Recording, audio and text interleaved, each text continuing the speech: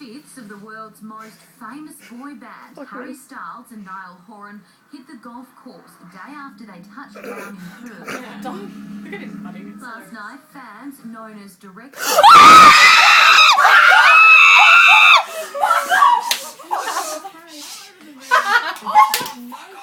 of the other three members of One Direction. There are rumours Louis, Liam and Zayn went out shopping in Perth today, or they've been keeping quiet. Can we see apartment. No, we post it online. Perth police are investigating allegations the group's security guards ran 3 red lights on their way from Perth Airport to Crown. We're quickly here today talking about how One Direction were killed in a car crash in Perth.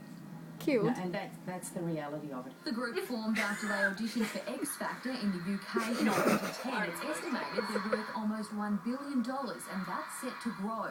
The band has signed a new contract for 3 more records over 3 years. Kate Smithers.